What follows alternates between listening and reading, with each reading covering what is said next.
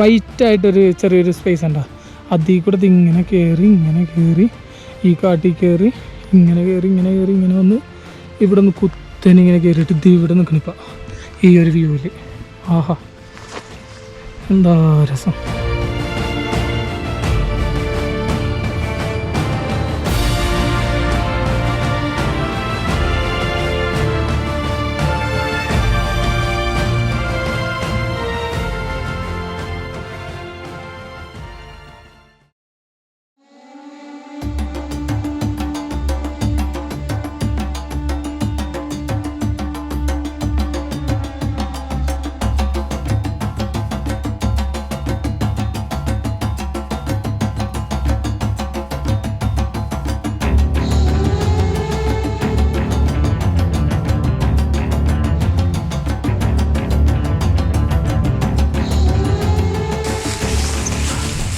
ഇതിൻ്റെ ഇടക്ക് നല്ല ഇടിവെട്ടും മഴയും വന്നുണ്ട് ഈ സൈഡിൽ നിന്ന്. നേരെയായിട്ട് നമുക്ക് ഇടിവെട്ടൊക്കെ കേൾക്കാൻ കംപ്ലീറ്റ് മൂടുന്നതാണ്.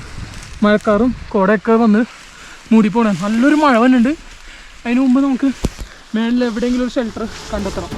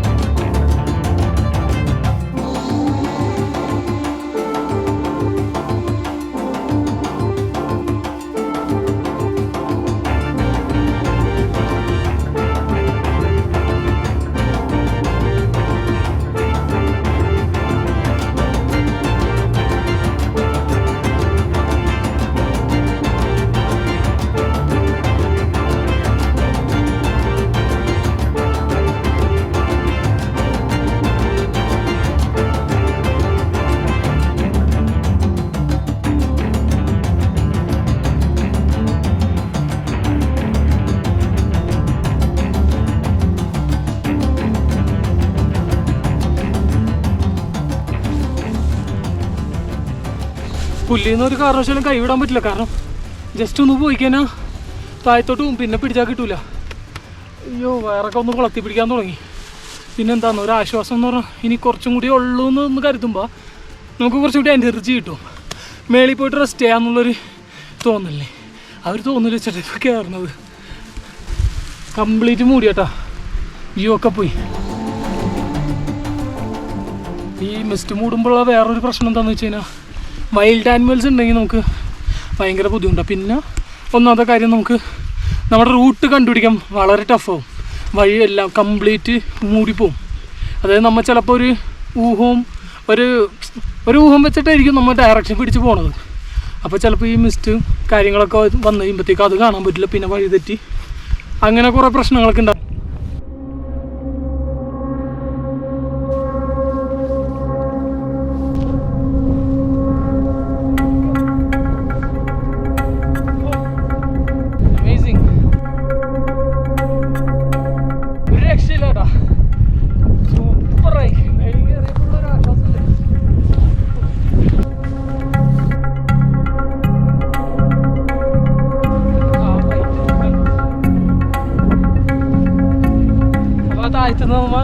വലിയൊരു ഹൈക്കിംഗ് ഒക്കെ കഴിഞ്ഞ് കുറേ കഷ്ടപ്പെട്ടിട്ടാണെങ്കിലും മേളിലെത്തി.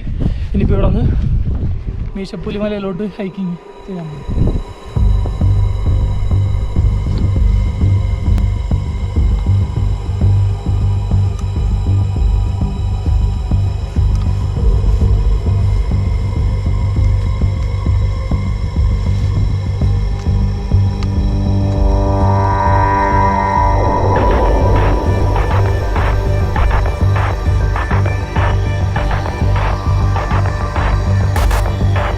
ഇതെന്താന്ന് മനസ്സിലായോ? ഇത് നോക്കി, അതായത് മ്ലാവിൻ്റെ കൊമ്പാണെന്ന് തോന്നുന്നു. ഇവിടെ നിന്ന് കിട്ടിയാണ്. അപ്പോൾ ചില സമയത്ത് ഈ മ്ലാവുകൾ മെയ്റ്റിങ്ങിൻ്റെ ഒരു ടൈമിൽ ഫൈറ്റ് ചെയ്യാറുണ്ട്. അപ്പോൾ ആ ഒരു ടൈമിൽ ഒടിഞ്ഞു പോയ കൊമ്പിൻ്റെ എന്തെങ്കിലും പാർട്സ് ആവാം. നല്ല പഴക്കമുണ്ട്. ഇവിടെ ചെറിയ ലേക്കും കാര്യങ്ങളൊക്കെ ഉണ്ട്. അവിടെ ഒരു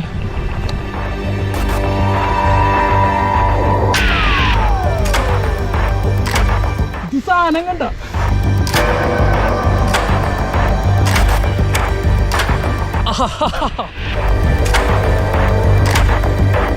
അതായത് ഇവിടെ എന്തോ പുലി പിടിച്ചാണോ ചെന്നായ പിടിച്ചാണോന്ന് പറഞ്ഞൂടാ.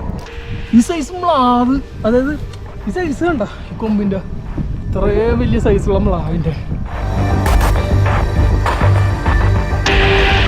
എനിക്കിപ്പോ ഈ ഒരു എല്ലുകൾ അവിടെ ഇവിടെയും കിടക്കണത് കണ്ടിട്ട് തോന്നണത് ചെന്നായയുടെ കൂട്ടം പിടിച്ചേക്കണേന്ന് തോന്നുന്നു. കാരണം ഈ ചെന്നായൊക്കെ ഒരു ശീലമുണ്ട്, ചെന്നായ എന്തിനു പിടിച്ചു കഴിഞ്ഞാലും പിന്നെ അത് കുറച്ചു നേരം കഴിയുമ്പോൾ അത് തിന്നുകൊണ്ടിരിക്കുമ്പോൾ അതിന്റെ ഇടയിൽ ചെറിയ തല്ലുകൊടുത്തവും കാര്യങ്ങളും വരുമ്പോ അപ്പൊ ചെറിയ ചെറിയ പീസുകളായിട്ട് ചിലപ്പോൾ ഇത് അങ്ങോട്ടും ഇങ്ങോട്ടും മാറി നിന്ന് കഴിക്കണ ഒരു ശീലമുണ്ട്. ചിലപ്പോൾ അതുകൊണ്ടായിരിക്കും ഈ ബോൺസ് ഇവിടെ ഇങ്ങനെ മാറി മാറി തൊട്ടടുത്ത് തന്നെ കിടക്കണം. അപ്പൊ എനിക്ക് കണ്ടിട്ട് തോന്നണത് ചെന്നായയുടെ കൂട്ടം തന്നെ ആയിരിക്കും എന്ന് തോന്നണം.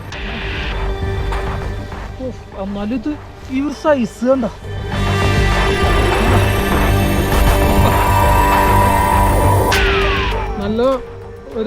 നല്ല അഡൽട്ടായിട്ടുള്ളൊരു മ്ലാവാണ്. അതായത് മ്ലാവ് എന്ന് പറഞ്ഞാൽ സാമ്പാർ ഡിയൻ്റെ സ്കെൽറ്റനാണ് നമ്മളിപ്പോൾ കണ്ടത്. കണ്ട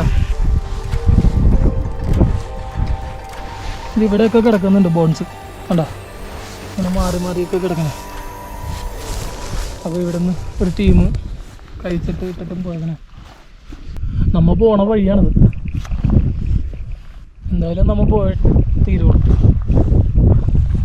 ഇവിടെയൊക്കെ കിടക്കണ്ട, കംപ്ലീറ്റ് ബോൺസ് എല്ലാം കിടക്കണ്ട കേട്ടോ, ചുറ്റിനായിട്ട് കണ്ട.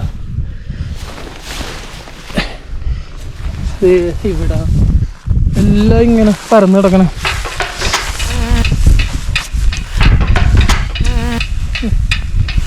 ശരിയാണല്ലോ.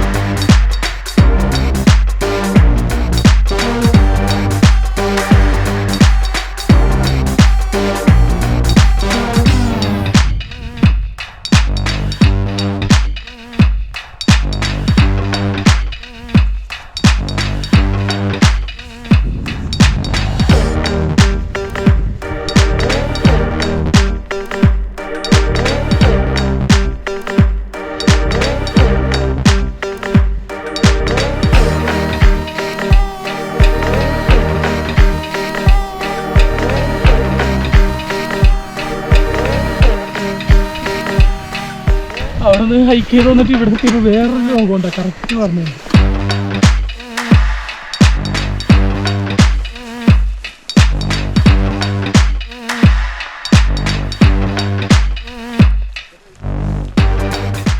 അവിടെ ആന നിൽക്കുന്നുണ്ട്, ഒരു 2 ആനനെ നമുക്ക് കാണാം. പിന്നെ അവിടെ തന്നെ ഒരു ചെറിയ ഷോലുണ്ട്. ചിലപ്പോൾ ആ ഷോലിൻ്റെ ഉള്ളിൽ വേറെ മറ്റ് ആനകൾ ഉണ്ടാവാൻ ചാൻസ് ഉണ്ട്, പിടിയാനകളാണ്. അപ്പോൾ ആന ഒരു തടസ്സമായിട്ട് ഇപ്പോൾ നിൽക്കണേന്. നോക്കാം നമുക്ക് എങ്ങനെയെങ്കിലും പോകാൻ പറ്റുമെന്ന് നോക്കിയിട്ട്.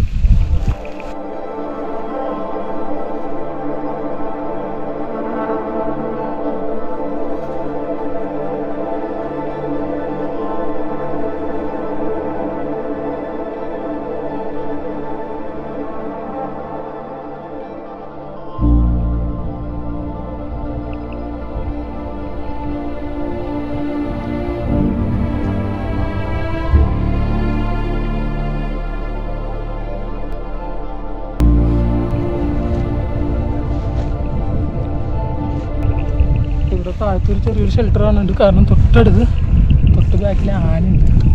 ഇവിടെ ആനയുണ്ട്. ഇരുട്ടായിക്കൊണ്ടിരിക്കണം.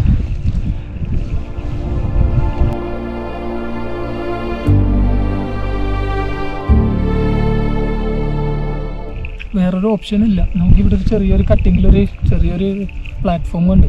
അപ്പോൾ അവിടെ ടെൻറ്റ് ഇട്ടില്ലെങ്കിലും കുഴപ്പമില്ല, സ്ലീപ്പിംഗ് ബാഗ് ഇട്ടിട്ടാണെങ്കിലും നമ്മൾ ഇന്നിപ്പോൾ അവിടെ സ്റ്റേ ചെയ്യാൻ പോകും. കാരണം ഇപ്പോൾ ഭയങ്കര ഒരു ഡേഞ്ചറായിട്ടുള്ളൊരു സിറ്റുവേഷനാണ്. തൊട്ടപ്പുറം ആനയുണ്ട്, കോടയുമാണ്, ഇരുട്ടായിക്കൊണ്ടിരിക്കണം. അപ്പോൾ വേറെ ഇനിയിപ്പോൾ അങ്ങോട്ട് പോയി കഴിഞ്ഞാൽ നമുക്ക് എന്താണെന്ന് പറയാൻ പറ്റില്ല. അപ്പോൾ പയ്യെ അങ്ങോട്ട് പോകാൻ.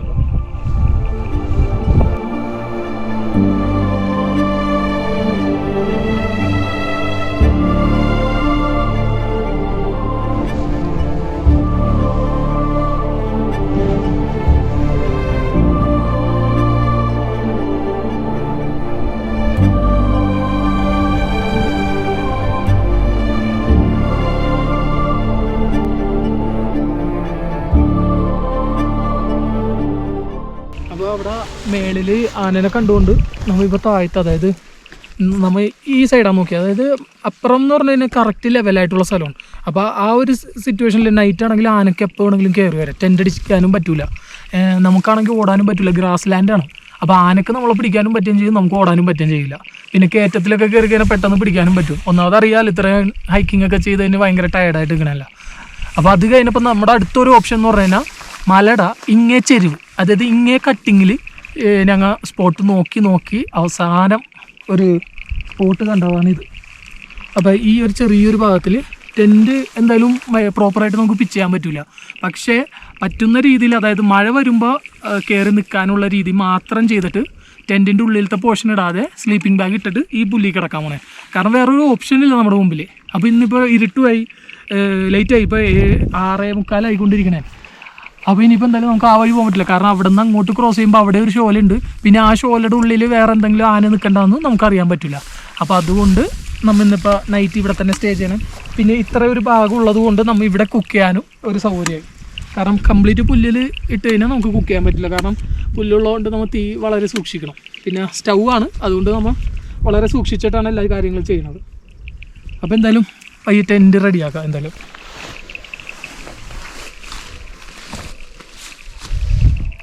ഇവിടെ വന്ന് നോക്കിയാൽ വേറൊന്നുമില്ല, നമ്മൾ ഈ കട്ടിങ്ങിൽ താഴത്തെ സൈഡിൽ ചെരുവിൽ 2 സൈഡാണ് ഉള്ളത്. അപ്പോൾ ഈ 2 സൈഡിൽ ഏറ്റവും കൂടുതൽ ചാൻസസ് ഏത് ഭാഗത്ത് കൂടി, അതായത് എന്തെങ്കിലും മൃഗങ്ങൾ വരാൻ ചാൻസ് ഉണ്ടെങ്കിൽ തന്നെ ആ ഭാഗം ജസ്റ്റ് ഒന്ന് ഒരു ക്ലാരിറ്റി വരുത്തുക. അപ്പോൾ ഈ വഴി ഒരു 70-80% ഇറങ്ങി വരാൻ ചാൻസ് കുറവാണ്. അല്ലെങ്കിലും മനുഷ്യരുണ്ടെങ്കിൽ മൃഗങ്ങളൊക്കെ വിട്ട് പോകത്തുള്ളൂ. അപ്പോൾ ഇവിടെ ഞാൻ വന്ന് നോക്കിയതാണ് ഈ സൈഡ് എങ്ങനെയാണ്. പരന്ന സ്ഥലമാണെങ്കിൽ ജസ്റ്റ് ഇങ്ങനെ നടന്നു വരാൻ പറ്റില്ല. അപ്പോൾ അതുകൊണ്ട് നോക്കിയാൽ അപ്പോൾ ഇവിടെ സേഫാണ്. അപ്പോൾ ടെൻറ്റിൻ്റെ ക്ലോസ് ചെയ്ത ഭാഗം, അതായത് എൻട്രൻസ് അപ്പുറത്തെ സൈഡിലോട്ടും ക്ലോസ് ചെയ്ത ഭാഗം ഈ സൈഡിലോട്ടും ആക്കിയിട്ട് നമുക്ക് വെച്ചിട്ട് കിടക്കാം. ടെൻറ്റ് ഇടല്ല, ടെൻറ്റിൻ്റെ അതായത് നമ്മൊരു മഴ കൊള്ളാത്ത രീതിയിൽ എന്തെങ്കിലും ചെയ്യണം.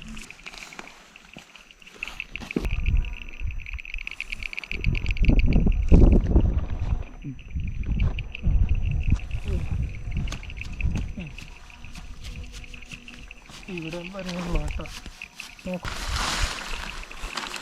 നമ്മുടെ ഈ ഒരു സാഹചര്യം, ഈ ഒരു ഘട്ടത്തിൽ നമ്മുടെ ടെൻറ്റ് ഇങ്ങനെ നമുക്ക് പിച്ച് ചെയ്യാൻ പറ്റുള്ളൂ.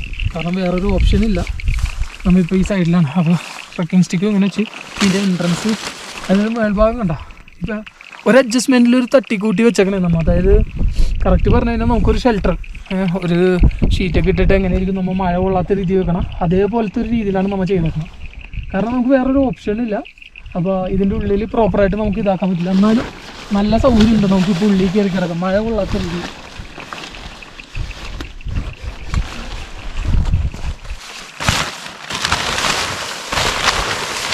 അപ്പോൾ ഇതാണ് ഇതിൻ്റെ ഉള്ളിലത്തെ സെറ്റപ്പ്. ഇപ്പം നമ്മൾ ചെയ്തേക്കണം നിലവിൽ. സ്ലീപ്പിംഗ് ബാഗ് ഉണ്ട്, സ്ലീപ്പിംഗ് ബാഗ് ഇട്ടിട്ട് ഇവിടെ കിടക്കാം.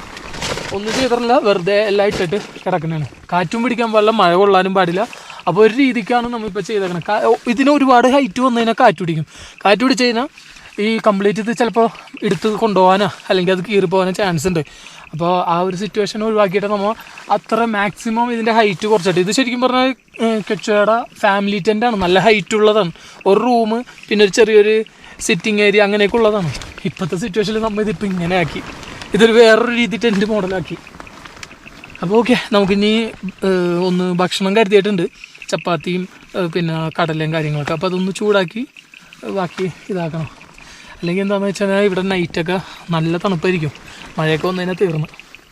ഇനിയിപ്പോൾ ഒരു ചായയൊക്കെ കുടിച്ച് പയ്യെ ഫുഡ് ഉണ്ടാക്കാനുള്ള ഇതിലോട്ട് കിടക്കാം. ഇതിപ്പോൾ നമ്മൾ എങ്ങനെയാണെന്ന് വെച്ചാൽ ഇത് പോർട്ടബിൾ സ്റ്റൗ ആണ് കേട്ടോ. ഇത് ഭൂട്ടാൻ ഗ്യാസ് നമുക്ക് ഓൺലൈനിലൊക്കെ വാങ്ങാൻ കിട്ടുന്നതാണ് ഈ ഒരു ഗ്യാസ്. അതായത് ട്രക്കിങ്ങിന് പോകണവർ ഇങ്ങനെ ട്രാവൽ ചെയ്യണവർക്കൊക്കെ വളരെ യൂസ്ഫുൾ ആയിട്ടുള്ളൊരു പോർട്ടബിൾ സ്റ്റൗ ആണിത്. ക്യാമ്പിംഗ് സ്റ്റൗ എന്നും പറയാം. ഇത് വേറെയാണ്, ഇത് തനിയാണ്. ഇത് രണ്ടും തനിയായിട്ട് സെപ്പറേറ്റഡ് ഓൺലൈനിൽ നമുക്ക് അവൈലബിൾ ആണ്. ഇതെന്തോ 800 സംതിങ് എന്തോ റേറ്റ് വന്നുള്ളൂ ഇതിന്, സ്റ്റൗവിന്. പിന്നെ ഗ്യാസിനാണെങ്കിൽ എനിക്ക് തോന്നുന്നു ഒരു 3-4 ഗ്യാസൊക്കെ ഒരു 2000 ആ റേഞ്ച് വന്നുള്ളൂ. അപ്പോൾ ഇത് വളരെ യൂസ്ഫുൾ ആയിട്ടുള്ളതാണ്. അപ്പോൾ നിങ്ങൾ ട്രാവലൊക്കെ ചെയ്യുമ്പോൾ ഇങ്ങനത്തെ ഒരു ഈ ഗ്യാസും പോർട്ടബിളായിട്ടുള്ള സ്റ്റൗ ഒക്കെ കരുതണമെങ്കിൽ വളരെ യൂസ്ഫുള്ളാണ്. നിങ്ങൾ ആരും ഡിപ്പെൻഡ് ചെയ്യേണ്ട എവിടെ പോയിക്കാനല്ലോ. ഇപ്പോൾ കണ്ടില്ലേ, നമ്മൾ സിറ്റുവേഷന് അനുസരിച്ച് കാര്യങ്ങൾ കൈകാര്യം ചെയ്ത് മുന്നോട്ട് പോകണം. പിന്നെ ഒരു നല്ലൊരു മഴക്ക് ചാൻസ് ഉണ്ട്, ചെറുതായിട്ടൊരു ഇടിവെട്ടും ഇതൊക്കെ കേൾക്കുന്നുണ്ട്. പിന്നെ കംപ്ലീറ്റ് കോടയാണ്, കംപ്ലീറ്റ് മൂടി കിടക്കണതാണ്. നമ്മുടെ ഇന്നത്തെ സ്റ്റേ നമ്മൾ വിചാരിച്ച പോലെ ആയില്ല, ടെൻറ്റ് പ്രോപ്പറായിട്ട് ഇടാൻ പറ്റിയില്ല. അപ്പോൾ ഇപ്പോൾ ഇങ്ങനത്തെ ഒരു സെറ്റപ്പിലാണ് നമ്മൾ ഇന്നിപ്പോൾ സ്റ്റേ ചെയ്യാൻ പോകുന്നത്. എന്തായാലും ഇതൊക്കെ ഒരു അഡ്വഞ്ചറിൻ്റെ ഒരു ഭാഗങ്ങളാണ്. ഇതൊക്കെ സർവൈവ് ആയിട്ടുള്ള കാര്യങ്ങൾ നമ്മൾ നോക്കണം. അതായത് എന്തൊക്കെ ഇത് സിറ്റുവേഷൻ വന്നാലും നമ്മൾ അവിടെ ചിന്തിച്ച് കാര്യങ്ങൾ മുന്നോട്ട് പോകണം. അല്ലാതെ ഒന്നും പറ്റൂല എന്ന് വിചാരിച്ച് നിന്നിട്ടും കാര്യമില്ല. സർവൈവ് ചെയ്യണം എങ്ങനെ വന്നാലും, നമ്മൾ എവിടെ പോയി കഴിഞ്ഞാലും. അപ്പോൾ ചായ എടുക്കാം നമുക്ക്. ചായയിൽ നമ്മൾ ഇഞ്ചി ഇട്ടിട്ടുണ്ടായി, ഒരു രക്ഷയില്ല കേട്ടോ. പിന്നെ മിക്സറും കരുതിയിട്ടുണ്ടായി. ഇതൊക്കെ ഇവിടെ വന്നിട്ട് ഇരുന്ന് കഴിക്കുമ്പോഴുള്ള മൂഡ് വേറെ ഉണ്ടാ. പിന്നെ ഇപ്പോൾ കണ്ട കംപ്ലീറ്റ് കോട കയറിയേക്കണേ. ഇത് ശരിക്കും പറഞ്ഞാൽ നമ്മൾ കൊക്കയുടെ ഒരു സൈഡിലായിട്ടാണ് ടെൻറ്റ് ഇട്ടേക്കണം. അതാണ് ടെൻറ്റ് ഇങ്ങനെ ഇട്ടേക്കണത്. ഇതുപോലെ ഒരു ക്യാമ്പിങ് ആരും ചെയ്തിട്ടുണ്ടാവില്ല എൻ്റെ അറിവിൽ കേരളത്തിൽ. അപ്പോൾ രാവിലെ ഇവിടെ നിന്നുള്ള ഓൾറെഡി നിങ്ങൾ കുറച്ച് വ്യൂ കണ്ടതാണ്, ഈ കൊക്ക എങ്ങനെയാണെന്നുള്ളത്, ഇതിൻ്റെ സൈഡും ഈ സ്ലോപ്പ് എങ്ങനെയാണ്, ഈ സ്റ്റീപ്പൊക്കെ എങ്ങനെയാണെന്ന് കാണിച്ചു തരാം നാളെ രാവിലെ ആകുമ്പോൾ. ഇവിടുത്തെ വ്യൂവും കാര്യങ്ങളും ഇപ്പോൾ കംപ്ലീറ്റ് മൂടിക്ക് പോയി. ഇവിടെ നമുക്ക് നോക്കി നേരത്തെ തമിഴ്നാട് കാണാമായിരുന്നു. പിന്നെ എല്ലപ്പെട്ടി ഭാഗങ്ങൾ കംപ്ലീറ്റ് കാണാം, എല്ലാത്തിൻ്റെ ഹൈറ്റിലാണ് നമ്മൾ നിൽക്കുന്നത്. പിന്നെ കൊടൈക്കനാൽ ഹിൽസ്, ടോപ്പ് സ്റ്റേഷൻ എല്ലാം കാണാമായിരുന്നു. അപ്പോൾ ഈ വ്യൂ ഒക്കെ ഞാൻ നാളെ രാവിലെ കാണിച്ചു തരാം. അപ്പോൾ ഇപ്പോൾ മിക്സറൊക്കെ കഴിച്ച് ചായ കുടിച്ച് സെറ്റായിട്ട് ഇരിക്കണേന്.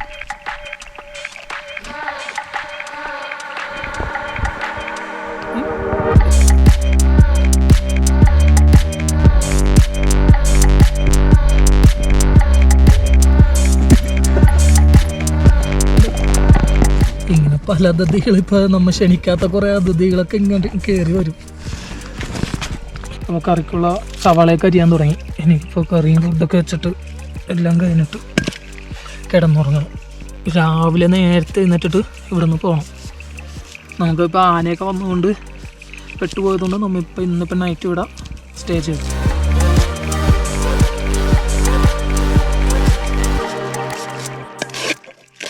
ഇങ്ങനെയൊക്കെ പോകുമ്പോൾ ഒരു തട്ടിക്കൂട്ടി കറിയായിരിക്കും കേട്ടോ. നമ്മൾ വലിയ പാചകവും കാര്യങ്ങളൊന്നും നോക്കിയിട്ട് കാര്യമില്ല. അങ്ങനെ തക്കാളി സവാളയും മുളകൊക്കെ ഇട്ടിട്ട് ഒറ്റ വെപ്പം അങ്ങോട്ട് വെക്കണതാണ്. പിന്നെ എണ്ണയും സാധനങ്ങളും കുറച്ച് മസാലയൊക്കെ നമുക്ക് കരുതിയിട്ടുണ്ടായിരുന്നു. കയ്യിലെടുത്തില്ല, കയ്യിൽ ഇവരും കത്തിയാക്കാം.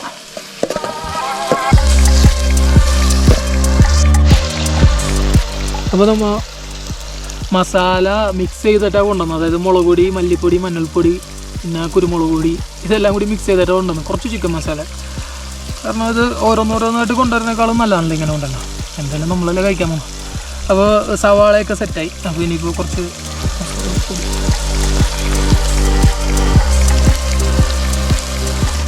എന്താ കറി വെക്കാൻ പോകണമെന്ന് വെച്ച് കഴിഞ്ഞാൽ ഇതാ കടല നമ്മൾ പുഴുങ്ങിയിട്ട് കൊണ്ടുവന്നിട്ടുണ്ടായി. കടല വെള്ളത്തിയിട്ട് അതിന് പുഴുങ്ങി കടുകൊക്കെ വറുത്ത് മുളക് പൊടിയൊക്കെ ഇട്ട് പുഴുങ്ങിയിട്ട് കൊണ്ടുവന്നിട്ട് ഒരു ഹാഫ് ബോയിലല്ല, പുഴുങ്ങിയിട്ടാണ് കൊണ്ടുവന്നേക്കണം. അപ്പോൾ ഇനിയിപ്പോൾ ജസ്റ്റ് ഒന്ന് കറിയാക്കി എടുക്കണമെന്നുള്ളൂ.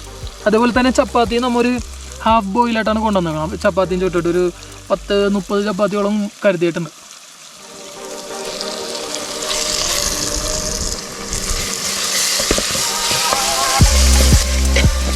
വേറൊരു കാര്യം എന്ന് വെച്ച് കഴിഞ്ഞാൽ നമ്മളാ സത്യം പറഞ്ഞാൽ ആനനെ കണ്ടത് വലിയൊരു ഭാഗ്യം കേട്ടോ.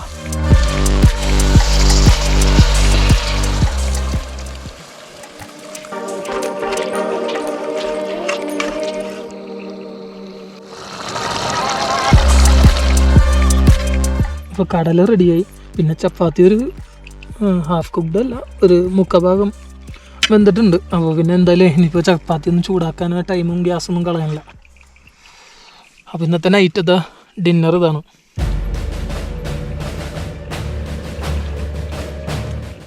അപ്പോൾ ഭക്ഷണമൊക്കെ കഴിഞ്ഞ് ഇനിയിപ്പോൾ പയ്യെ ഉറങ്ങാൻ പോകണമെന്നൊക്കെ. കാരണം വേറെ ഒന്നുമില്ല, നമുക്ക് നാളെ രാവിലെ നേരത്തെ എഴുന്നേക്കണം, വെളുപ്പിനെ എഴുന്നേറ്റിട്ട് വീണ്ടും ഹൈക്കിങ് സ്റ്റാർട്ട് ചെയ്യാനുള്ളതാണ്.